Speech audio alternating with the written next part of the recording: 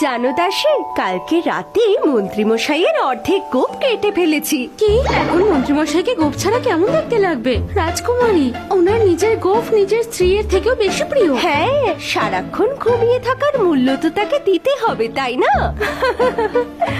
রাজকুমারী, এই নাও তোমার আয়ুর্বেদিক শরবত। এই শরবতটা তুমি খেলে তোমার ত্বক চকচক করবে। ইচ্ছে তো করছে না, তাও একবার খেয়ে দেখি।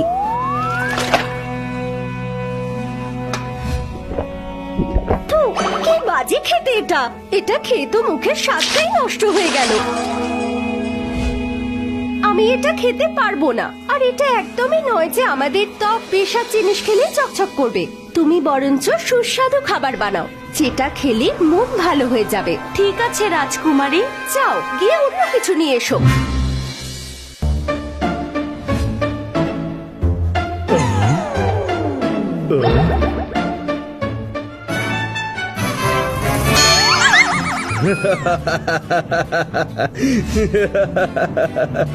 এটা আবার কিরকম লুক মন্ত্রী মশাই? অর্ধেক গোফ? আপনি তো আপনার গোফকে নিজের প্রাণের থেকেও বেশি ভালোবাসতেন, তাহলে হঠাৎ করে এটাকে ত্যাগ করলেন কেন? আমি তো কিছুতেই নিজের হাসি আটকাতে পারছি না।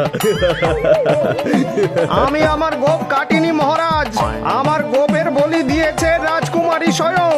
এই রূপ রাজকুমারী ঘুমোতে ঘুমোতে প্রদান করেছেন মহারাজ। তাহলে তো আমিও কিছু করতে পারবো না মন্ত্রী মশাই। ওর দুষ্টুমির ব্যাপারে তো পুরো রাজমহলের সকলেই জানেন। আমার কন্যা ভীষণই দুষ্টু।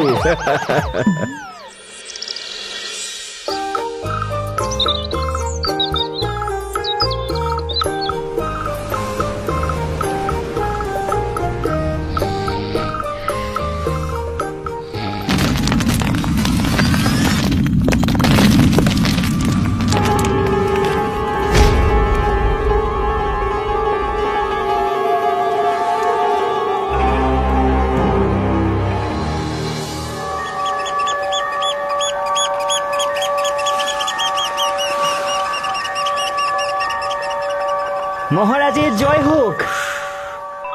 মহারাজ, অদ্ভুত দৃশ্য চলছে। কি বলতে চাইছো? সরাসরি বলো। মহলটা সমুদ্রের মাঝখানে আছে। মনে হচ্ছে তোমাদের মাথা খারাপ হয়ে গেছে। চলো, এটা কি করে হলো? রাজমহল সমুদ্রের মাঝে? এটা আবার কিরকম মায়া! এরকম বিচিত্র অদ্ভুত দৃশ্য প্রথমবার জীবনে দেখছি আমি। কি করে হলো এটা? বাবা, বাবা, এসব কি হচ্ছে? রাজমহল সমুদ্রের মাঝখানে কি করে এলো? হ্যাঁ কন্যা, আমিও সেটাই ভাবছি। এটা কি করে হলো? কোনো মায়াবী শক্তির জন্যই কি এটা হয়েছে, নাকি স্বপ্ন দেখছি?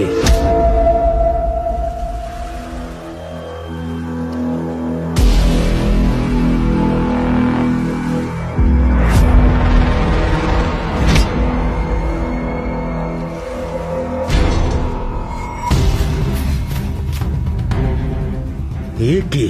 রাজমহল তো সমুদ্র তটে এসে গেছে। এটা কিরকম বিচিত্র নগরী! সৈনিকরা, সৈনিকরা তাড়াতাড়ি যাও, আমাদের উপর আক্রমণ হয়েছে। সকলে অস্ত্রশস্ত্র নিয়ে আক্রমণ করো। আমাদের রাজমহলে ওদেরকে প্রবেশ করতে দিও না, বাইরেই শেষ করে দাও ওদের।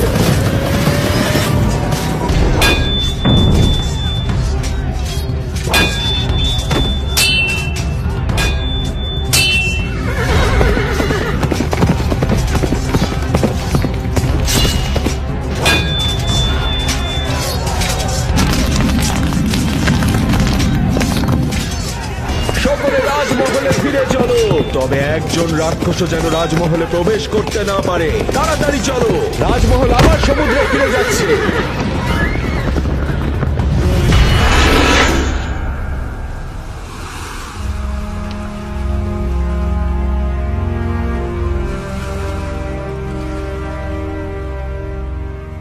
কি হয়েছে বাবা? ভাবছি, ভীষণই বিচিত্র অদ্ভুত ঘটনা এটা। কখনো ভাবছি আমি স্বপ্ন দেখছি না তো, অদ্ভুত সব জিনিস হচ্ছে। মাঝে মাঝে আমারও সেটাই মনে হয় বাবা। এর পিছনে অবশ্যই কোনো রহস্য আছে। আজ পর্যন্ত এরকম কেউ শোনেনি। কোনো কারণ ছাড়া কোনো কিছুই হয় না কন্যা। এই রহস্যের সমাধান করতে হবে। জানি না এর পরবর্তী গন্তব্য কোথায় হতে চলেছে। সতর্ক থাকতে হবে।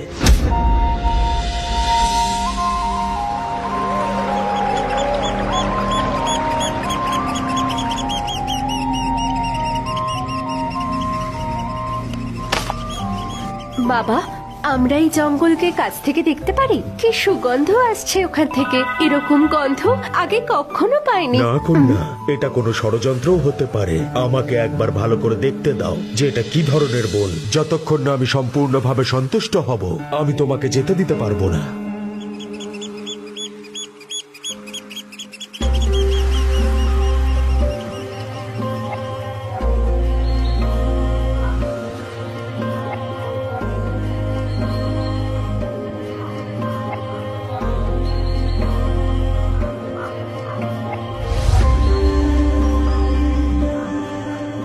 প্রণাম মহর্ষি। কেমন আছো সমর প্রতাপ? আপনি আমার নাম কিভাবে জানলেন? এর আগে তো কোনোদিনও আপনার সঙ্গে সাক্ষাৎ হয়নি মহর্ষি। কেন